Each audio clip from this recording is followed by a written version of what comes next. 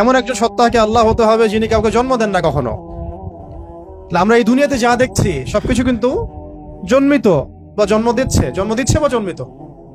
মানুষের কথা বলেন, আপনি যে কোনো মাখলুকের কথা বলেন, এমনকি প্রকৃতির যে বিষয়গুলো আমরা দেখি এগুলো তো জন্মিত আর কি, মাখলুক, এগুলো কোনো না কোনো জায়গা থেকে আসছে।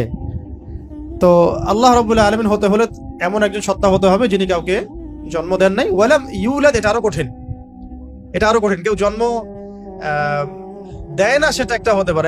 একজন ধরেন মহিলা আছে, জন্ম দেয় নাই সন্তান, সে তো কারো কাছ থেকে জন্মিত হয়েছে। দুইটা রাস্তাই বন্ধ করে দেওয়া হলো যে আল্লাহ হতে হবে এমন একজন সত্তাকে যিনি না জন্ম দিয়েছেন না কারো কাছ থেকে জন্ম নিয়েছেন। এটা আরো কঠিন, এবং এই কাঠিন্যের মধ্যে কোনো সত্তা পড়তে পারে না আল্লাহ ছাড়া। এই মানদণ্ডে আল্লাহ ছাড়া অন্য কোনো সত্তা কখনো পড়তে পারে না, যিনি জন্ম দেন নাই, কারো কাছ থেকে জন্ম নেন নাই। অনেকে প্রশ্ন করে যে, অনেকের মধ্যে ওয়াসওয়াসা আসে যে এই বিশ্বজাহান আল্লাহ সৃষ্টি করেছেন, আল্লাহকে কে সৃষ্টি করেছেন? নাউযুবিল্লাহি মিন যালিক। নবী সাল্লাল্লাহু আলাইহি ওয়াসাল্লাম বলেছেন, যখনই এমন কোনো চিন্তা আসবে, এই চিন্তা শয়তান ঢুকিয়ে দেয়, যখনই এমন কোনো চিন্তা আসবে সেজন্য পরে আউযু বিল্লাহি মিনাশ শাইতানির রাজিম, এবং ঈমান পাকাপোক্ত করার জন্য যেন পরে আমানতু বিল্লাহি ওয়া রুসুলিহি, আমানতু বিল্লাহি ওয়া রুসুলিহি, রুসুলিহি বহুবচন, আমানতু বিল্লাহি ওয়া রুসুলিহি। আল্লাহকে যদি কেউ জন্ম দিত বা আল্লাহ যদি কোনো জায়গা থেকে সৃষ্টি হতেন, তাহলে যে স্রষ্টা তিনি তো আল্লাহ হতেন, তাই না? আল্লাহ যদি নাউযুবিল্লাহ কারো কাছ থেকে সৃষ্টি হতেন তাহলে তো তিনি আল্লাহ হতেন না।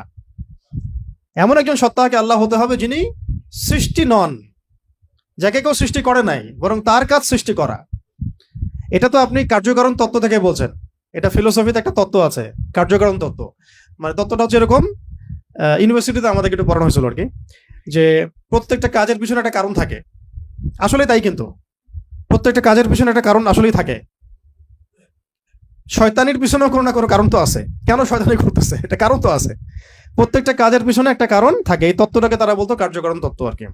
তো এই তত্ত্ব থেকে তারা এই প্রশ্নটা উত্থাপন করেছে যে তাহলে আল্লাহকে কে সৃষ্টি করেছে? ঠিক আছে, এখানে এই তত্ত্বটা নিজেই তার দোষে ত্রুটিযুক্ত আর কি। আল্লাহকে যদি কেউ সৃষ্টি করে তাহলে তো সে আল্লাহ হবে, তাকে কেউ সৃষ্টি করলে সে আল্লাহ হবে, তাকে কেউ সৃষ্টি করলে সে আল্লাহ হবে। এইভাবে আপনি কোথায় গিয়ে শেষ করবেন? যেখানে আপনার চিন্তার জগৎ শেষ হবে সেখান থেকে আল্লাহ রাব্বুল আলামিন শুরু হবে ইনশাআল্লাহ। ব্যাপারটা এরকম। তো আল্লাহ রাব্বুল আলামিন কাউকে জন্ম দেন নাই, কারো কাছ থেকে জন্ম নেন নাই, সহজ কথা। আর এখান থেকে ইহুদি এবং খ্রিস্টানদের যে ধর্মভিত্তি, এটাকে একেবারে ভেঙে দেওয়া হয়েছে। ওয়াকালাতিল ইয়াহুদ উযাইরুন ইবনুল্লাহ ওয়া ক্বালাতিন নাসারা আল মাসীহ ইবনুল্লাহ, এটাকে ভেঙে দেওয়া হয়েছে। এবং তারা যে বলতো যে তিন খোদাই যে তারা বিশ্বাস করতো, ট্রিনিটি, এটাকেও ভেঙে দেওয়া হয়েছে। ঠিক আছে, আবার মুশরিকদের ভিত্তিটা তাগেই ভেঙে দেওয়া হয়েছে। এরপরও যারা বাকি ছিল ওদেরকে আসমাদ দিয়ে ভেঙে দেওয়া হয়েছে। তার সবশেষ ওয়ালাম ইয়াকুল্লাহু কুফুয়ান আহাদ, ওয়ালাম ইয়াকুল্লাহু কুফুয়ান আহাদ। এটা এত কঠিন যে এটা মানে উত্তরে যাওয়ার মতো আসলে ক্ষমতা আল্লাহ ছাড়া কারোরই নাই, এটা অসম্ভব। ওয়ালাম ইয়াকুল্লাহু কুফুয়ান আহাদ, ওয়া মানে এবং, ওয়া মানে এবং, ইয়াকুন মানে হয়, লাহু মানে তার জন্য, কুফুয়ান মানে সমকক্ষ বা সমতুল্য, আহাদুন মানে কেউই। এখানে আহাদুন মানে আসলে কেউই।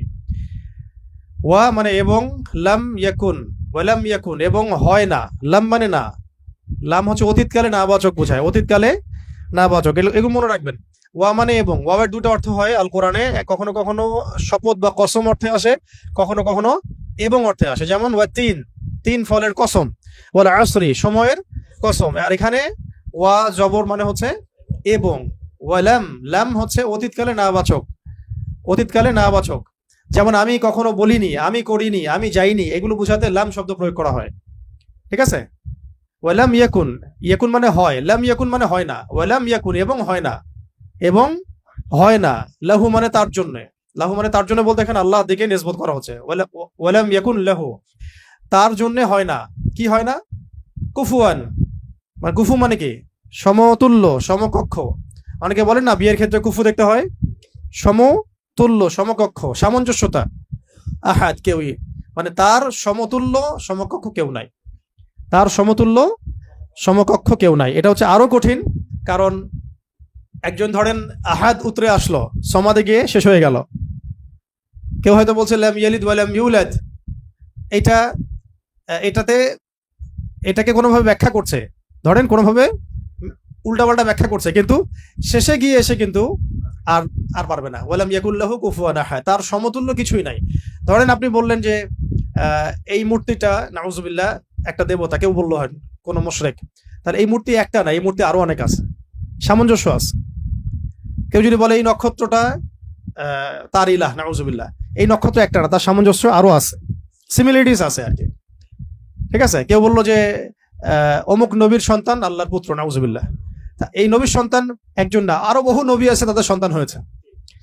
এইরকমই ওয়ালাম ইয়াকুল্লাহু কুফুয়ান আহাদ হচ্ছে এমন একজন সত্তাকে আল্লাহ হতে হবে যার সাদৃশ্য কিছু নাই, লাইসা লাইসা কামিসলিহি শাই, তার সমতুল্য, তার মতো কিছু নাই।